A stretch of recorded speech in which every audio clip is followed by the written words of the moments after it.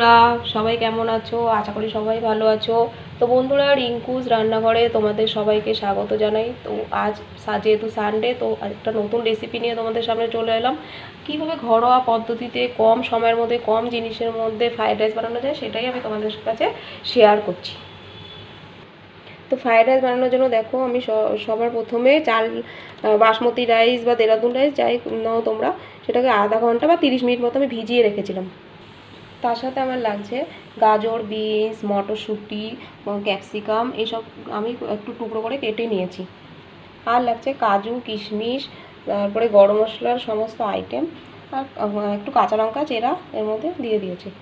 তো ভেজানো চালটা আমি একটু বয়েল করে নিচ্ছি। বেশি বয়েল করবে না, লক্ষ্য রাখতে হবে যাতে একটু ছাড়া ছাড়া থাকে ভাতটা।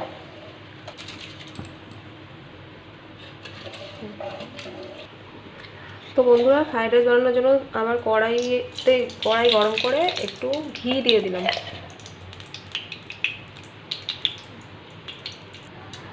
তো বন্ধুরা, ঘি গরম হয়ে গেলে আমি একটু হালকা নুন দিয়ে দিলাম, কেননা যাতে ঘিটা না ছেটে ভাজার সময়।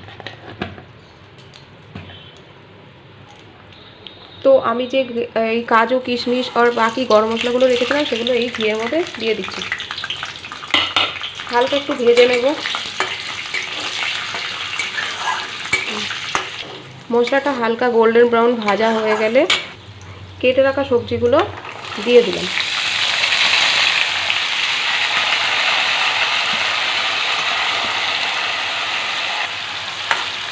সবজিগুলো ভালো করে একটু ভেজে নেব।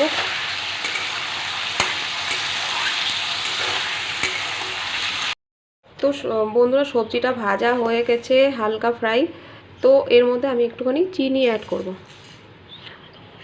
স্বাদ অনুসার, কেননা বেশি চিনি ভালো লাগবে না, মিষ্টি মিষ্টি লাগবে। কিন্তু ফ্রাইড রাইস একটু মিষ্টি না হলেও ভালো লাগে না, তাই আমি একটু চিনি অ্যাড করলাম।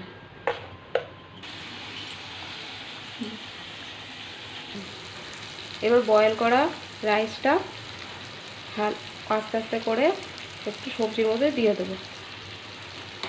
হালকাভাবে দিতে হবে যাতে ভেঙে না যায়।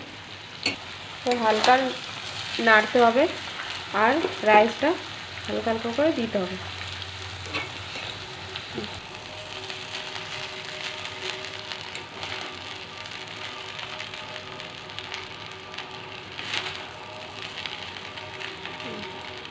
তো ফ্রেন্ডস, দেখো আমার ফ্রাইড রাইস তৈরি হয়ে গেছে। তো তার সাথে আমি একটু চিকেন বানিয়ে নিয়েছি। তোমরা চাইলে পনির বানাতে পারো, ডিম কষাও বানাতে পারো। তো আমি আজকে চিকেনটাই বানালাম। তো বন্ধুরা, আমার ভিডিও যদি তোমাদের ভালো লাগে তো একটু লাইক, শেয়ার আর সাবস্ক্রাইব করে দেবে। বন্ধুরা, তোমরা সবাই সুস্থ থেকো, ভালো থেকো, টাটা। আবার একটা নতুন ভিডিও নিয়ে তোমাদের সামনে আসবো।